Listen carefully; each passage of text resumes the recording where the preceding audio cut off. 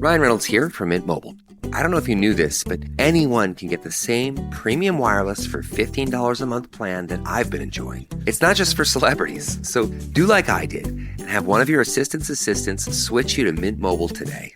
I'm told it's super easy to do at mintmobile.com/switch. Upfront payment of $45 for 3-month plan, equivalent to $15 per month required. Intro rate first 3 months only, then full price plan options available. Taxes and fees extra. See full terms at mintmobile.com. Jesse and I are honored and privileged to have a very distinguished guest with us today, Senator Bob Ortt.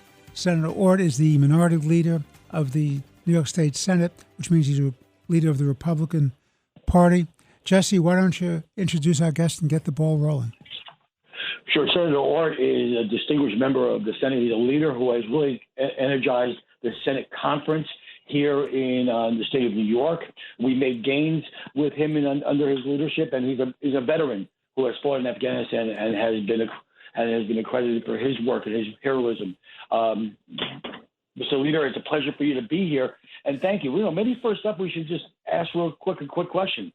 The polls are showing that we're moving forward. You have great, outstanding candidates here on Long Island. In New York City, you're competitive, and you're making gains up in upstate New York. Tell the voters here who made a mistake in 2018 when they went Democrat and flipped the Senate to the Democrats in one-party rule. Tell them what a Republican Senate with a leader at the helm like yourself would look like, and how they will benefit from a Republican majority in the state Senate. Well, first of all, Mr. Chairman, thank you for having me. Judge, thank you for having me. I appreciate certainly being with you. It's always great to talk to voters across New York, and certainly down in Long Island. I want to be very clear that this election cycle, Long Island, as Long Island goes, really so goes New York State. I firmly believe that we will have a good night on Long Island. We have a great slate of candidates.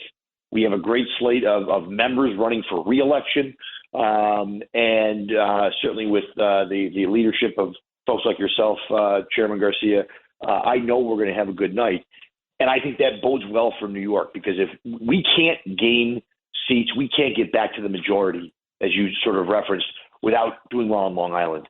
And I think what a majority looks like is, first of all, especially if you have a Republican governor, which is we're all hoping we have and we're all working towards with Lee Zeldin, you're going to have a repeal of cashless bail.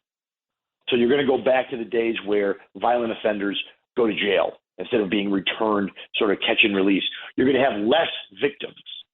We're going to tackle we're going to tackle the crime crisis that we see in New York City and across this state. Not only have Democrats, and it's important for voters to understand this, Long Island Democrats, New York City Democrats, on the big issues, especially on public safety, they have voted the same way. And I'm sorry to say that, but that's the fact. And so we need, if New York City Democrats want to continue not only to pass policies that have contributed to the increase in crime, but they also have no answers, no solutions to that crime crisis. And there's countless of examples you and I could talk about to drive the point home that we have a real problem right now with public safety, not only in our greatest city, but across the state. That's going to go away. You're going to see a return to public safety. You're going to return to law and order. You're also going to see a real focus on getting our economy back and bringing people back to the state of New York. We continue to drive people out of New York. Inflation, we know, is a problem across the country. But when you are a high tax, high cost state, when you talk about 8% inflation, that's going to have an even worse impact on places like New York State, where it's already very expensive to live. And all the Democrat policies would make that affordability issue even worse. You're going to see a conference like our conference. We'll work with the Republican governor to cut gas taxes, to cut regulations and costs on our small business so they can hire people. We'll be sure to pay down the unemployment insurance and the debt that we owe the federal government instead of passing that along to our employers and small business. You're going to see a conference that supports school choice. and supports the idea that, if you're in a failing school system, you don't have to send your kid there. And by the way, if you want to send your kid to a religious school, you can do that, unlike what Kathy Hochul's Department of Education ruled the other day. So it's a real alternative. Never before in recent memory has the difference between what the Republican Party stands for, especially here in New York, and what the Democratic Party has done the past several years. Never has it been more clear, and never have the voters had a more clear option that we can go in a different direction than the way we're going right now. So we're excited. I think voters are ready for a change. I think voters are ready for a correction. And with our great slate of candidates in Suffolk and in Nassau and across the state, I think you're going to see a very good result for our conference and for our party and for our state come November. Senator, am I correct in saying that there are 63 members of the New York State Senate? There are 63 senators. Okay, yes. so there's 63 senators. So to have a majority, you need to have half plus one. Is that correct? You need 32. 32 is the magic number. Okay. So if you have the 32, and how many do you have now sitting as Republicans in the New York State Senate? Today we have 20 members. Okay. So that means you have to have what kind of change in November election to get the majority? So we need a big night. There's no, I'm not going to sit here and pretend or sugarcoat it. We would need a big night. We need 12 net pickups. Now, keep in mind, in 2018, as the Chairman Garcia alluded to, 2018, the Democrats they flipped 8 seats in the Senate. And that's really kind of how we have gotten to where we are, is they had a record night back in 2018 for them. So we need a similar night this coming November. But I think the climate and the situation is laying itself out where we can have that. I think it's also important to know that the map, the lines, the Senate lines had changed. And the map that we got that was drawn by a court and a special master, an independent third-party redistricting expert who came in and drew these maps, according to independent analysis, there are 14 seats in this new map that are considered competitive, and 12 of those 14 are Democrat seats.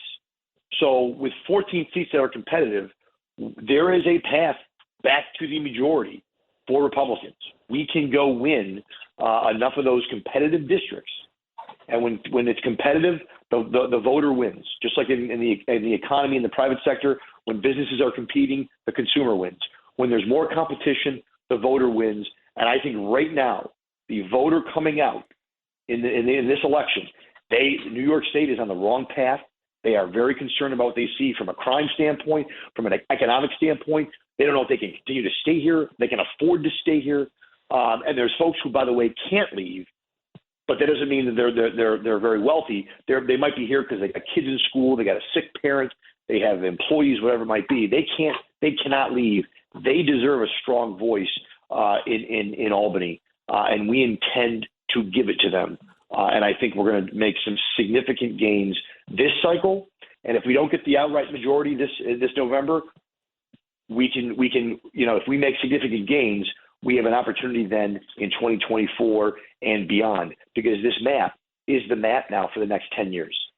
Well, Jesse and I have talked about this during the course of our shows. Both of us, Jesse is a Republican, me as a Democrat, both of us are absolutely opposed to having New York State as a one-party state. Our view is it's the most dangerous thing in the world. Going back to the founding fathers, it's perfectly clear that you want to avoid majority tyranny. And I submit most respectfully to the members of the Democratic Party that you have lost your way. You have a left-wing ideology, which is dangerous to the economy, to energy independence, to crime, to quality of life, to keeping productive people here in New York City, and New York State, and Long Island, and upstate. You have all of that. And that's all the result of one-party governance where they don't talk to anyone else. They just ram through whatever they want. And it's not based on reality. It's based on their ideology. It's all ideology-driven. And to do a quick history lesson for our audience, there was a time where the Republicans had the leadership of the state Senate because you had about I don't know, 5 or 6 state senators who were Democrats, were members of something called the Independent Democratic Caucus, who worked with the Republicans to have moderate centrist governance. And I thought that was a great idea.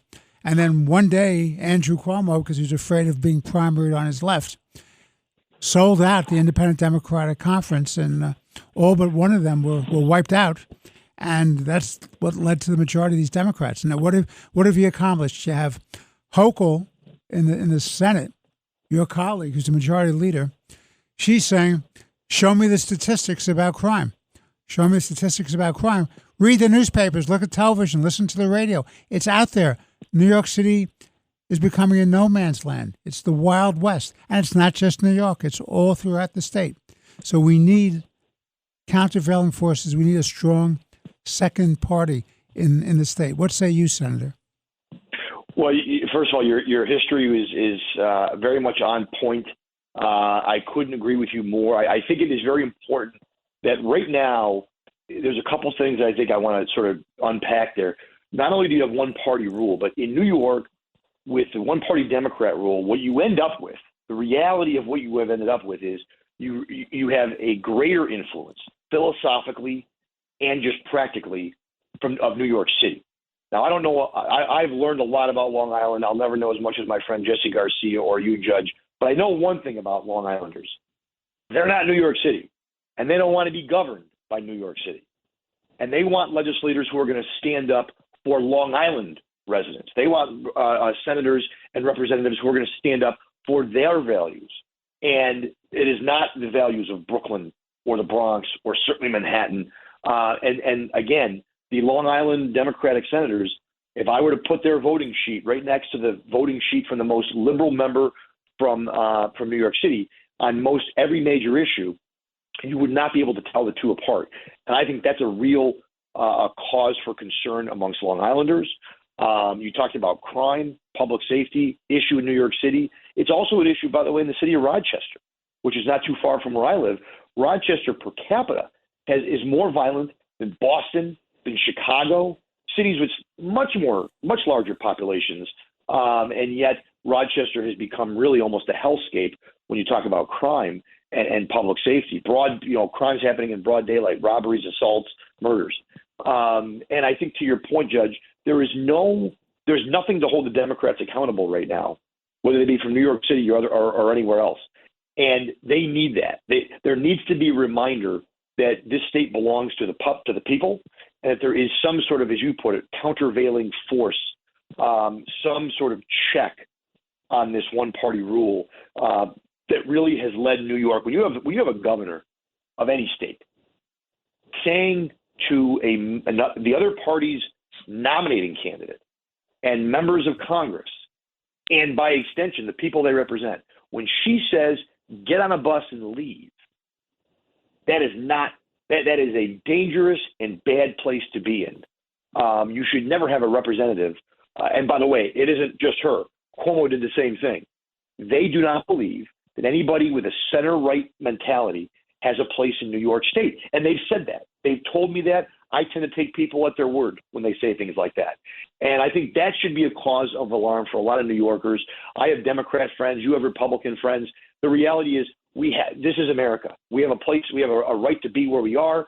Many people are Republican, conservative. They consider New York their home, and they have a right to be here, and they have a right to have a voice in their government in Albany, not to be told to leave and go to Florida by the governor of the state of New York. And that's why I think she's unfit to continue to remain there. And that's why I think we have to provide a check on this arrogance and this hubris that you're seeing as a result of one-party rule. I have to tell you, Senator and Jesse, my first job out of law school, I was a law clerk to a federal judge in Brooklyn, in the Eastern District of New York, in Brooklyn Heights. His name was Henry Bramwell. He was a black conservative Republican. He used to call me the Chamber's liberal. And I said, Judge, I'm not that liberal. He said, Richard, to me you are. and he is gone now. He was like a second father to me. But he would be absolutely outraged by the thought that if you didn't agree with the left-wing Democrats, you didn't have a right to stay in the state of New York. And if you didn't agree with the left-wing Democrats, then had no right to call yourself black. He would have gone insane listening to that kind of ideological nonsense. Jesse, why don't you wrap up this segment with the senator?